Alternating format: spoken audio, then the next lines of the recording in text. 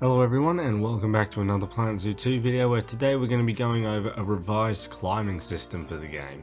So as we know, climbing in Planet Zoo, though it is better than most other games have tried before, it still has a few things that can be improved in the next game, and let's go over a few of those now. First of which is reducing the clipping and making the climbing less buggy, with less sporadic jumping that has some animals making a godlike leap over some items.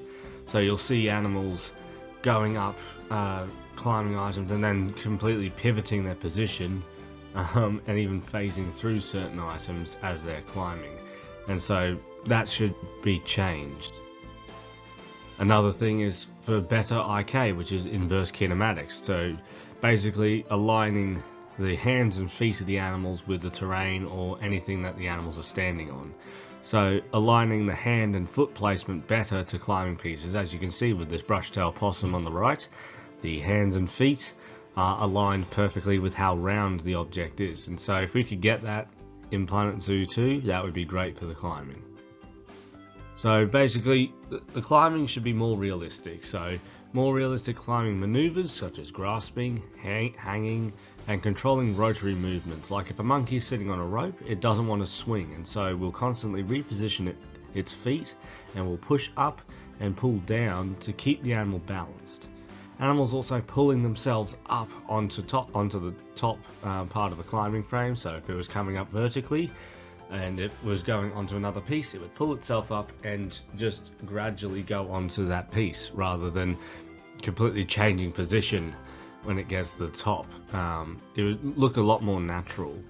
And animals also controlling their descent as well, and repositioning hands and feet to climb onto different climbing structures, with their AI working to correctly position them to make realistic maneuvers to get them up a climbing piece without climbing through it. When animals move their feet from one piece to another, there would be a maximum distance to how far apart their feet can be when taking steps. So you don't have an animal put its foot forward and its other foot being on another piece, and then just stretching the animal out until it's reached like way too far. So setting a realistic maximum would be good, like how you see with this clouded leopard on the left. It's got one foot on a lower branch and its right foot on another. So basically that would be sort of a maximum distance, and so yeah, that's sort of what I'm going for. Animals also able to jump from one vertical climbing piece to another is something that particularly the safaka is known for doing. So the cockerel safaka is a vertical leaper, and all other lemurs are as well. So they will leap from a tree and leap through the air with their tail outstretched, hands and feet ready to land, and land on another vertical piece. So basically jumping from pole to pole, if you put it that way. Animals should also be able to bridge gaps, so if there is a climbing piece close enough, so that would have a maximum distance as well.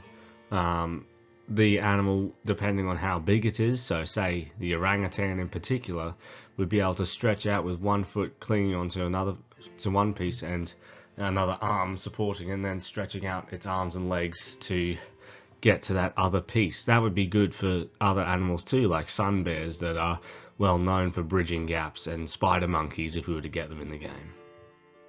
Climbing bridges is a piece that isn't really too well versed in our current climbing system, where we only have one and it's a plank bridge, but other bridges that are sort of strung together with rope with some poles between them, whether they be made of bamboo or plastic poles, those are often used in rainforest environments, such as here in a part of Latin America where these bridges have been used to cross over roads and allow animals like monkeys and sloths to get across safely. So if we were to be able to incorporate pieces like this into our climbing sets, that would be really good, and as many zoos do actually make these to sort of compromise if they can't afford to make a more natural climbing structure. The addition of more ropes and climbing pieces in general of various materials, including smooth metals, as you can see in this climbing frame that was created for the Bornean orangutans and siamangs at the Auckland Zoo, we can make a whole range of different climbing sets that would just benefit the animals and allow us to be a lot more versatile rather than always somewhat relying on a certain set of materials. And on another note, more fake branches and dead tree pieces would be really good as well. And different sized ropes and vine-like, well, sort of fake vines that are really ropes that are coated in a specific coating. As you can see on the left picture with this gorilla, you can see some like fake vines there. Being able to have those kind of pieces would be great.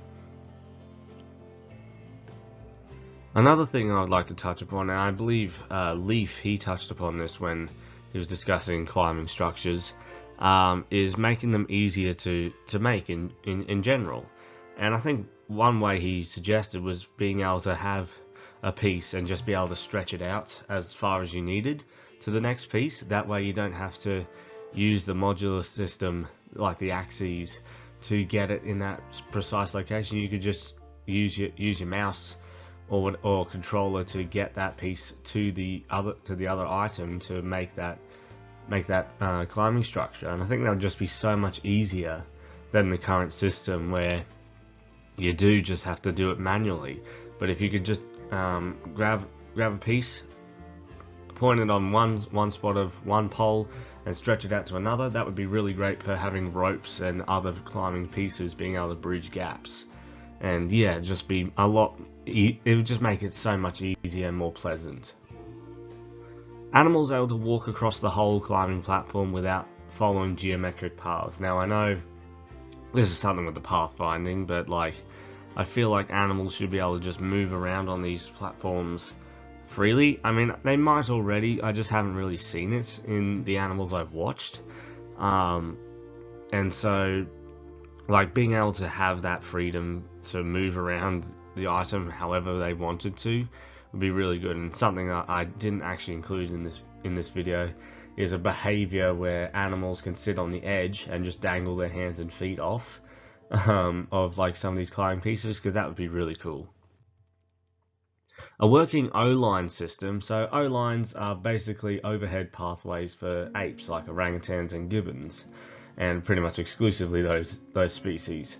And so having a working system would work in tandem with the much easier climbing construction method, where you stretch out a rope from one point to another, but you could have specific towers that you place around that connect with different ropes.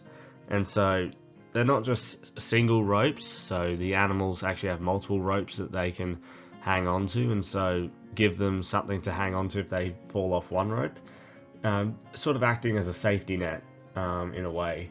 Like, these animals are well adapted for this lifestyle, but being able to have those ropes and just see orangutans using their arms and their feet to get across would be really cool. And yeah, this would just be fairly realistic for many modern zoos that have included an O-line system for their orangutans and also gibbons like steer-mangs. Modular hammocks would be another really good feature to have in the game. So we do have a hammock already, but it is exclusive to the sun bear and clouded leopard. No other animal uses it. And so if we could have just general hammocks, whether they're made of fire hose or blankets or any other material that they can be constructed with, that would be really good. And making them modular, so sort of in the same way as those climbing construction method, you attach the corners to any particular part of the climbing frame you want, and the animal can sit in it and just chill out. Because a lot of zoos do this with animals like bears and primates, to give them just areas where they can chill out, relax, and yeah, just have a good time. Arboreal habitat items is something that we don't have in the game. So basically what I mean by this is items that are hung from climbing structures. So whether they're hung from trees, hung from ropes, hung from poles, whatever the sort, these items would be really great for just being able to enrich our primate enclosures. And actually having them interactable would be really great as well. So take these little hanging tree houses that are sort of an old like ball of some kind. I can't remember what they were originally, but smaller animals like raccoons, lemurs, monkeys, they'll use them as like little shelters and sort of an equivalent to a hammock, just with a roof. And also just food enrichment as well. Some puzzle feeders would be cool, and yeah, just would be realistic for many modern zoos, as they do tend to give arboreal species a lot more to do while they're up in the trees already. Ladders is something that I haven't really seen too many people mention, but this is something that should be incorporated into climbing structures, just so that keepers can access habitat items that are higher than the ground level, because right now you want to place a feeder down for the arboreal animals, you can't have it there if the keeper can't reach it. So like adding a ladder that the keeper can climb up would be really useful for having much higher feeders in your habitats, and make it a lot more realistic too, because keepers don't just wander around habitats on the ground. If they are primate habitats, they will be climbing ladders and getting up to different elevations to like maintain the habitat in different ways. An overhead tunnel system is something that is a real chore to make currently. So basically what these are is similar to the O-lines, but for various different animals. So they are tubes made of mesh with hoops that are strung between them, and basically just allow animals to get from point A to point B. So these are used for various species like primates, binturongs, red pandas, big cats, and I think there's even some zoos that you do it for bears. I think there was. No heard of, there might not be. Could just be imagining things, but having a proper system where we don't have to build it from scratch, like using the mesh pieces and tediously creating it, would be really useful, and just being able to stretch these, like you put it on the edge of a barrier for your habitat, and you stretch it out, you change the corners and pathfinding, or like pathway, sort of similar to a track, but also more so like a path. So being able to like completely control the direction that's facing, and even create different shapes as well. So like some overhead pathways are have a sort of a depression in them, so they go down and then up, yeah, being able to have full control over these would be really good for creating more modern zoos. Hanging physics for ropes and vines would be great as well, just to better represent the weight of certain animals while they're in the trees. It'd be really good to see that. This is something I talked about in the behaviour episode, so arboreal animal lazing. So we currently have it for the Amur leopard, African leopard and Fusa. So those are the only animals that laze in the trees, but so many arboreal animals do it as well, like koalas and red pandas, and depending on the animal, they'll do it for as long as they tend to, and koalas do it for almost, like, how many hours is it? It's either 20 or 22 hours a day that they are like either eating or sleeping in the trees. And red pandas, not quite as long, but still fairly long time. And yeah, this would just be more realistic for behaviours of certain climbing animals that tend to do a lot more activity when it gets dark. And on that note, more unique animation similar to what the gibbons and orangutans do for brachiation. So like you'll see gibbons do cartwheels, but for other animals as they climb, such as animals hanging upside down while climbing, hanging from a branch, using a prehensile tail like the binturong does, sitting in the fork of a climbing structure, etc. Just giving each climbing species something unique that they do. Like clouded leopards actually do this when they are climbing. They'll hang upside down using their claws to grip on. And yeah, it's very cool, and would certainly make it a much more unique cat than it is right now. But that is all for this climbing video. Let me know if there's anything else that you'd add to this system.